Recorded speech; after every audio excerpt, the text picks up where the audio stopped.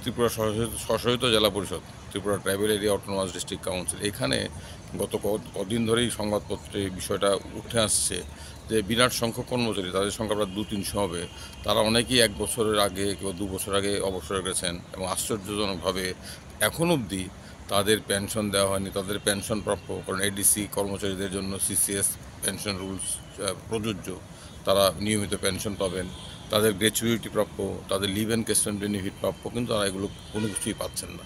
এবং তাদের এইগুলো না দেওয়ার পেছনে কোনো আইনগত কারণ কিংবা যুক্তিগ্রাহ্য কারণ নেই, কারণ তাদের বিরুদ্ধে কোনো প্রশাসনিক তদন্ত নেই, তাদের বিরুদ্ধে কোনো ফৌজদারি মামলা নেই, তারা একদম সম্পূর্ণ দায়মুক্তভাবে অবসরে গেছেন এবং তাদের 30 দিনের মধ্যে এগুলো দেওয়ার কথা দিচ্ছে না। আমরা কাগজে দেখলাম, আমিও তো অবাক হয়ে গেলাম, এটা কী করে সম্ভব হয়।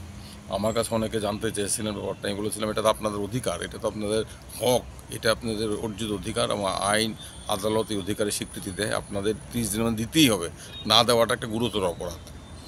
এবং তারাকে আপনারা অনেকে অপেক্ষা করছেন, অনেকে ভয় ভয়ভীতির মধ্যে আছেন, মামলা করবেন কিনা, জড়তা। আমি আমার সাথে যোগাযোগ করেছিলাম, এটা আপনার অধিকার, আপনি যে কোনো একজন আইনজীবীর সাথে যোগাযোগ করে মামলা করুন, তারা দিতে বাধ্য, না দেওয়াটা ফৌজদারি অপরাধ। এবং আমার কাছে যারা এসেছিলেন, আমি এটা মামলা করেছি কদিন আগে, এবং 5 জন একটা মামলা করেছেন, এবং মামলা করার পর আমি আদালতে বলেছি যে অবসরের পর আমার ক্লায়েন্টরা অবসরে গেছে 1 বছর 2 বছর হয়েছে, এখনও তো এক কানা করে দেওয়া হয়, এটা গুরুতর ফৌজদারি অপরাধের সমতুল্য এটা। এবং আদালত নোটিশ জারি করেছেন, স্বল্প দিনের নোটিশ। আমি দেখলাম, আমার মক্কেলরা কালকে খবর দিল, আদালতের নোটিশ জারি করার পরই জেলা পরিষদ অফিসাররা তাদের বাড়িতে গিয়েছিল, গিয়ে তাদেরকে অনুরোধ করেছে মামলা প্রত্যাহার করার জন্য। আমি বলেছি কেন মামলা প্রত্যাহার করবেন, আগে তাদের আপনার প্রাপ্য তাদের প্রাপ্য তারা প্রদান করুক সুদ সমেত, তারপরে মামলা প্রত্যাহারের প্রশ্ন।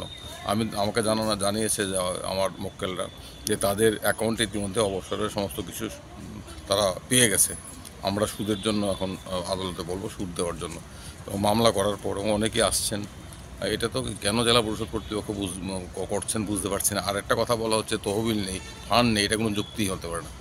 এটা সুপ্রিম কোর্ট বলেছে ফান্ড নেই, এই যুক্তি দিয়ে তুমি তোমার কর্মচারী অবসরে গেছে, তার অবসরকালীন প্রাপ্য তুমি আটকে রাখবে, এটা কোনোভাবেই হতে পারে না। এটা স্বশাসিত জেলা পরিষদে যারা আইনি উপদেষ্টা আছেন তাদের নিশ্চয়ই জানার কথা, রাজনৈতিক নেতৃত্ব নাও জানতে পারেন, কিন্তু আইন উপদেষ্টারা কেন এগুলো করছেন জানি না, কেন কর্মচারীদের অবসরের পরে এই যন্ত্রণার মধ্যে রাখছেন। এটা তো জেলা পরিষদ থেকে কাম্য নয়, কারোর কাছ থেকে কাম্য নয়।